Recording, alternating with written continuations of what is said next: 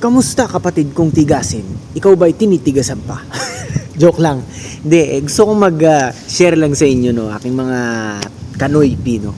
Na yan nga, imagine niyo yung panahon ngayon ng social media, no. Napakarami lang talaga mga influencers sa mga umuusbong ngayon, no. Siyempre, isa na tayo doon, di ba? Sabihin nyo na naman, yabang, yung mga bangag na loyalista dyan, mag-aalta presyon na naman kayo, di ba? Totoo naman umuusbong tayo, 'di ba? Sa loob ng wala pang 3 months, kita nyo mula 8K naging 100 plus almost 200 na. Oh, ang bilis-bilis ang tulin. Oh, ito ang gusto ko sabihin sa inyo mga Kanoy no. Alam niyo kung meron kayong gustong gawin, kung meron man kayong mga minimithi sa buhay, no. Either it's your goals or your long-term goals, no? Kahit dreams man 'yan, ibig sabihin hindi yung panaginip Ibig sabihin, yung talagang pinapangarap nyo, no? Either para sa inyong mga sarili, o kung may mga anak na kayo, o sa mga pamilya nyo, no? Ibig ko sabihin, yung determinasyon na salita, dapat itatak nyo yan sa mga kukote nyo, ha? Kasi pag sinabing determinated kayo sa isang bagay, no? Para matapos nyo ang isang task, o kaya para matapos ang isang objective, no? May it be in your workplace, kahit pa sa mga nagnenegosyo dyan, no? Kahit sa mga simpleng gawaing sa bahay lang, di ba? Pagka meron kayong gustong matapos, anong una nyong gagawin? Simulan nyo, di ba? Paano kayo matatapos kung hindi kayo nagsisimula, di ba? Paano kayo mangangalahati? Yun yung unang-una. Tapos ito, seryoso to baka akala nyo, parody kapag kami sinimulan kayong bagay, no? Put your 100% effort into it, no? For example, dancer kayo, no? Imagine nyo na it will be your last dance, no? Your last chance para mapatunayan mo ang sarili mo. Yun ang sekreto, di ba? Talagang magugulat kayo pag ni-record nyo yung sarili nyo. O kaya sa mga nagbablog dyan, di ba? Pagka talagang inisip nyo na one take lang yan, magugulat kayo, mag-i-improve talaga kayo. 'Di ba? Kasi pag inisip niyo marami pang tsansa, 'di ba? Pagka inisip niyo na itong may isang daily task halimbawa, bukas ko na gagawin 'to. Yan ang mentalidad ng mga Pilipino karamihan, 'di ba? Bukas na yan, may oras pa, sa isang linggo pa yan, may oras pa. Magkakaroon kayo ng procrastination na tinatawag, no? Procrastination. No? Ibig sabihin yung magagahol kayo sa oras, no? Tsaka mape-pressure kayo. So yung overall result, no, in totality, hindi siya ganun kaganda.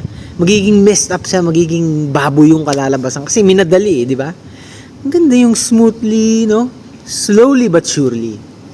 Ibig ko sabihin, no, sa ating pinag-uusapan ngayon, no, kapag meron kayong tinarget na isang bagay, hindi buhay ng tao, Ibig ko sabihin, pag may ginusto nga kayo, no, gusto nyo halimbawa na yumaman, example na lang gusto nyo halimbawa ma-promote sa trabaho, di ba?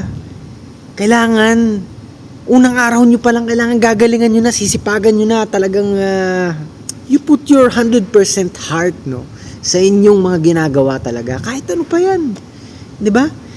Kahit pa ikaw nagmamaneho ng taxi, nagmamaneho ng pedicab, di ba? Kahit pa ikaw tagaluto, kahit pa ikaw tagalaba, di ba? Hiwa ng baboy sa palengke, di ba? Lahat 'yan. Kapag gagalingan nyo, merong magandang kakalabasan na resulta yan. Maniwala kayo, 101% totoo yan. Ito, resibo, ebidensya, galing sa sarili ko Own life experience to Imagine niyo nung marami ako naging negosyo Ultimo, kahit na magulang ko. Marami ako mga naging negosyo mula sa pagbabuy and sell ng mga kotse, no? Yung mga entry level, mga sedan, no? Hanggang sa mga sports cars, no? Mga Lexus na halagang 4 na milyon, 5 milyon, no? Talagang unang unit ko pa lang, ginalingan ko na talaga. Ultimo yung paglilinis pa lang ng exterior, yung pagwawax niyan, yung kahit sa under chassis, talaga sinisigurado ko na walang kalampag as much as possible pag binibenta ko. At talagang, yun nga, kahit dun sa ibang mga negosyo ko, yung pautang, no, talagang nakikisalamuha ako kahit sa mga tagapalengke. Although wala pa akong experience sa ganun kasi may mga katulong kami noon nung kabataan ko.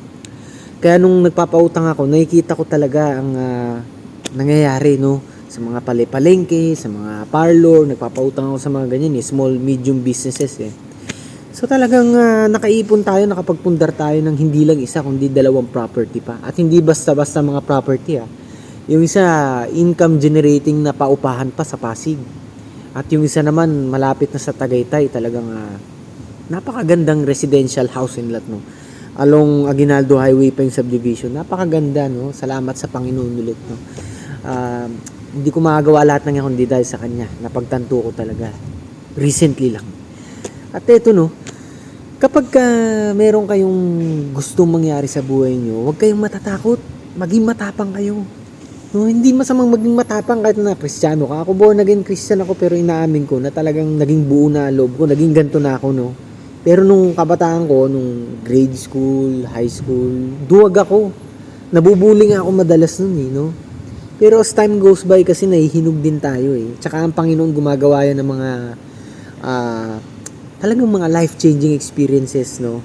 Yung mga talagang experience na pag nagmuni-muni ka talaga, may isip mo na, mahal pala ako ng Panginoon. Ano ba tong ginagawa ko? Nagpapakasuwail ba ako? Nagpapakatamad ba ako? Winawalang hiya ko ba ang mga tao sa paligid ko? Hindi ko ba pinasasalamatan? Tinitaken for granted ko ba ang mga bagay-bagay? No? Pag kayo na konsensya kayong ganyan, no? Doon magsisimula talaga yung parang internal transformation, eh, no?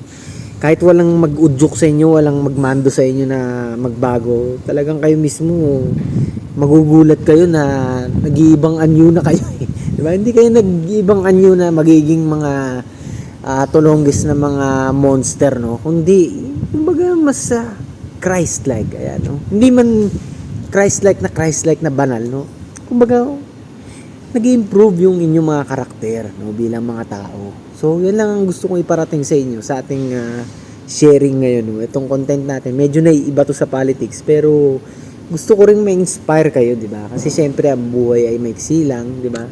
Hanggat meron tayong pagkakataong magsalita, makapagbahagi ng ating mga nalalaman at mga eksperyensya, at higit sa lahat, ang patotoo, no, o testimonya, kung paano tayo minahal ng Panginoon ng paulit-ulit, sinalba, mula sa bingit ng kamatayan, masasabi ko.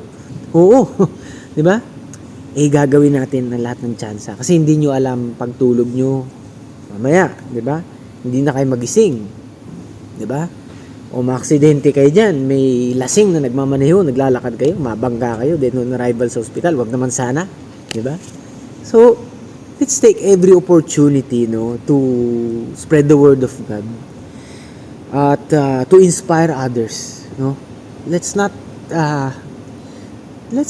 take time not too seriously. Ibig ko sabihin, dapat nating pahalagahan talaga ang bawat segundo na lumilipas sa ating buhay, no? Kasi hindi natin namamalayan pag may miss tayong mga pagkakataon o chances dyan, no? Hindi na yan babalik. Magsisisi kayo, sana ginawa ko to, di ba? Kaya yung kantang Multo, ng isa sa mga pinakapaborito kong OPM song, no? Yung meron kayong ginusto dati, pero dahil tatakot-takot kayo, kakaba-kaba kayo, di ba? Napuno kayo ng daga sa inyong dibdib. Hindi nyo sinimulan man lang, hindi nyo nasubukan. Nagsisisi kayo, di ba? Mahirap ang mabuhay sa puno ng pagsisisi, kapatid, no? Mahirap mabuhay sa isang buhay na puno ng remorse at yung hindi mo to ginawa, no? Sana ginawa ko to dati. Eto sana narating ko katulad niya. Naku po, sakit nun, no? So yan lang, sana kahit paano na-inspire kayo sa ating sharing ko matatawag ito, eh. So yun lang mga Kanoypi. Lagi ko kayong papaalalahanan na lagi kayong maging makabayan nang sa ganun ang Pilipinas ay maging Singapore one day. Hanggang sa muli, ang inyong pinakasiga sa mga siga, Tigasing Noypi.